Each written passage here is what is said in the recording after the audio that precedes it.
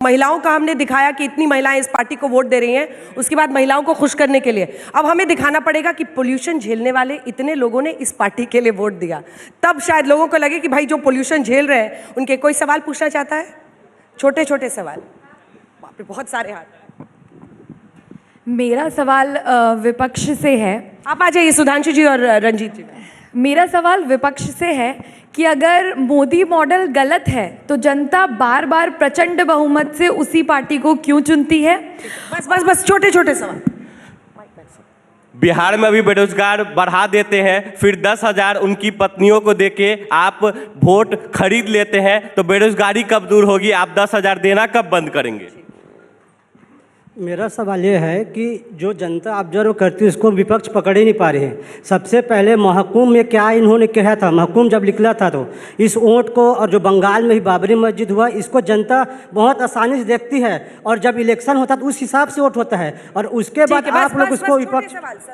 एक लाइन का सवाल मैं विपक्ष से पूछना चाहता हूं कि वो कहती है कि सारे इंस्टीट्यूशन हमने बनाए, तो वो स्पीड अप क्यों नहीं कर पाए? स्पीड के लिए बीजेपी कहती है हमने स्पीड अप किए, ठीक है, रफ्तार क्यों नहीं कर पाए आप जो लेकर आ रहे थे? हाँ, छोटे छोटे सवाल। बहुत छोटा सा सवाल।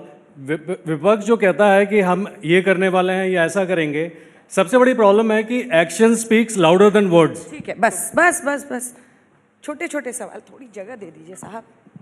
मेरा कांग्रेस की नेत्री से सवाल ये था कि जिस प्रकार से भारतीय जनता पार्टी का संगठन और उनके कार्यकर्ता जमीन पे जा करके कार्य करते हैं, वैसा कांग्रेस क्यों नहीं करती? सिर्फ बरसात के तरह मेढक जैसे आता है वैसे आप लोग आएंगे, चुनाव के समय छुट्टी पे चले जाएंगे, तो कैसे मुमकिन होगा?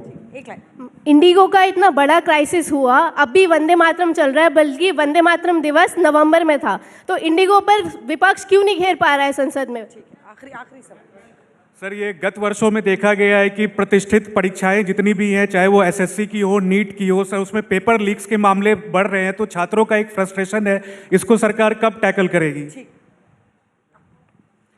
गवर्नमेंट अगर दिल्ली में भी आपकी है, सेंटर में भी आपकी है, तो आप पॉल्यूशन के लिए क्या कर रहे हो? पॉल्यूशन के लिए क्यों नहीं बोल रहे हो? हम लोग पॉल्यूशन से।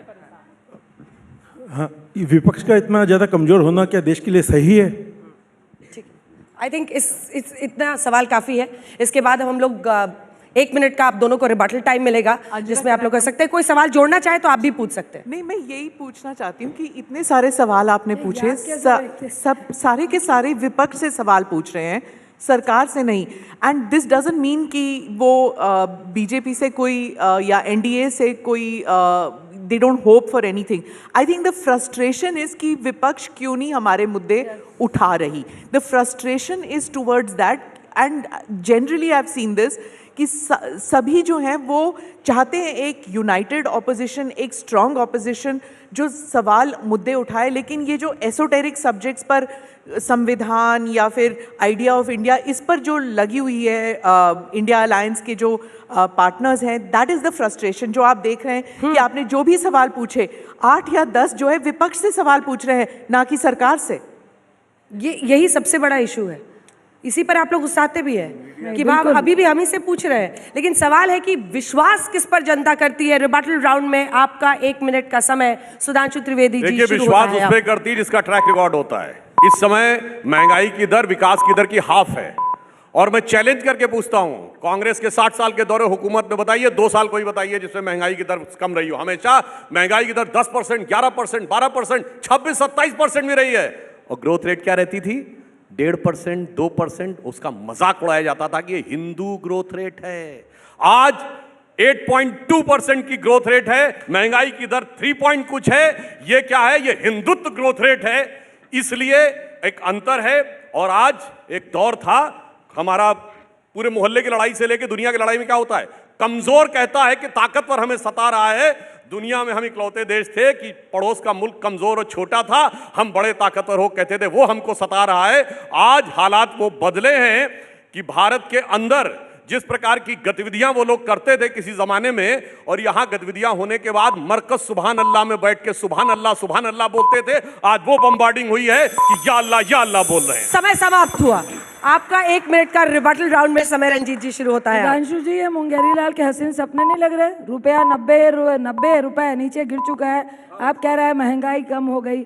मैं सबसे पहले खुश हूँ क्या विपक्ष से सवाल करें, इसका मतलब कि अंदर से आप भी फ्रस्ट्रेटेड हैं और चाह रहे हैं कि विपक्ष मजबूती से भाजपा का जवाब दे। यस, हम में बहुत सारी गलतियां होंगी, गलतियां हैं, हम यूनाइट नहीं हो पा रहे हैं क्योंकि हम बहुत सारी पार्टियां हैं और हर पार्टी के रीजनल मुद्दे भी हैं और कांग्रेस का नेशनल मुद्दा है। यस, हम नोटबंदी का सवाल कर रहे हैं और हमें मालूम है कि किस तरह से महिलाओं के पैसे घर से निकाले गए। बिल्कुल अभी युवाओं को नौकरी की ज़रूरत है, बिल्कुल आप जो सपने दिखा रहे हैं लेकिन आप डाइवर्ट करते हैं मुद्दों को।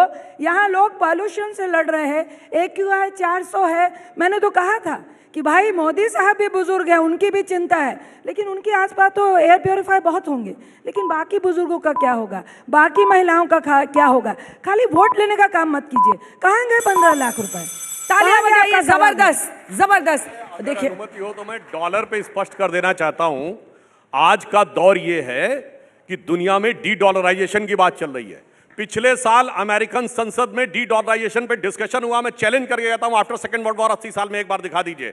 और वो दौर था जब अमेरिका कहता था हम ग्रेट हैं, जब ओबामा कहता था यस वी कैन। आज ट्रम्प क्या करे, मागा मेक अमेरिका ग्रेट अगेन, यानी अब ग्रेट वेट नहीं है। हमारा रूबल में ट्रेड चल रहा है, हमारा 7-8 कंट्रियों के साथ ट्रेड चल रहा है और दुनिया खरीद रही है सोना, इसलिए वो अपना इंटरेस्ट रेट बढ़ा रहे हैं। समस्या अमेरिका के अंदर की है, इसीलिए मैं कहना चाह रहा हूं वो दिन चले गए मियां जब डॉलर के साथ रुपया सती हो जाया करता था, जब डॉलर मजनू हुआ करता था, रुपया लैला हुआ करती थी, वो दिन चले गए।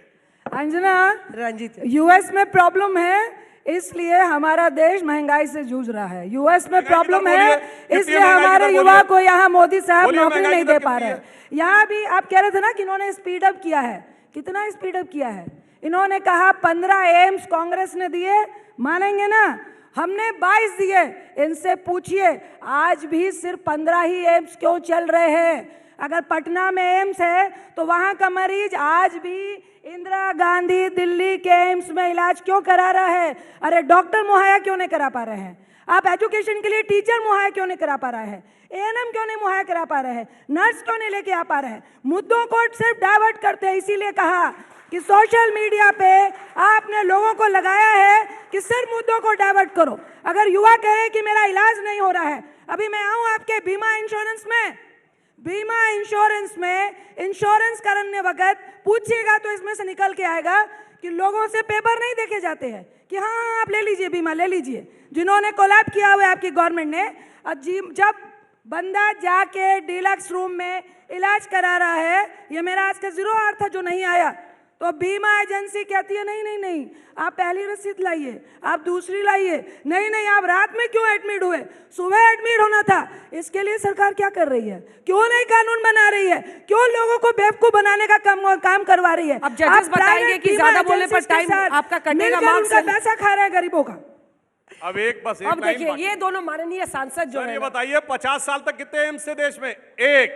अटल जी की सरकार में बने 7, मोदी जी के टाइम में 23। बोलिए जब तक 50 साल आपकी सरकार की कितने एम्स थे? यही तो पूछ रही हूँ, चल क्यों नहीं रहे? चल क्यों नहीं रहे? डॉक्टर्स क्यों नहीं है? क्या आप बोलेंगे 67% डॉक्टर्स की कमी है पूरे इंडिया में? ठीक है, डेटा है आपके पास, छोटा सा बताइए। आपके नर्सेस का लगभग 90% नर्सेस और नॉन मेडिकल स्टाफ नहीं है हॉस्पिटल में, बताइए। स्पेशलिस्ट नहीं है, बताइए। गायनोलॉजिस्ट नहीं है, बताइए। ऐसा जवाब उसके बाद सरेआम झूठ नहीं बोलना चाहिए। 23 एम्स चल नहीं रहे, दिखाइए वहां से कहां नहीं चल रहे।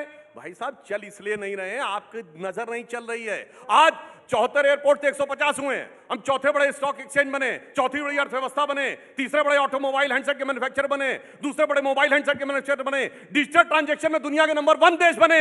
और 1500 फ्लाइटें कैंसिल हो गई इंडिगो की। अरे नजरें बदलिए तब नजारा बदला हुआ दिखेगा। कैंसिल हो गई। चश्मा उतारो, 5000 का किराया 30,000 ले रही है, इसका जवाब नहीं दे रहे हैं आप, दीजिए ना। आप राहुल जी की तरह भावनाओं में मत बहिए। माइक तो फिर राहुल जी याद आ गए, कितना डरते हैं भाई साहब आप। अरे डरता वो है जो कल अमित शाह जी बोल रहे थे तो छोड़ के चले गए भैया, सामने सुन नहीं पाए, बाकी गुरुजी माइक रखें।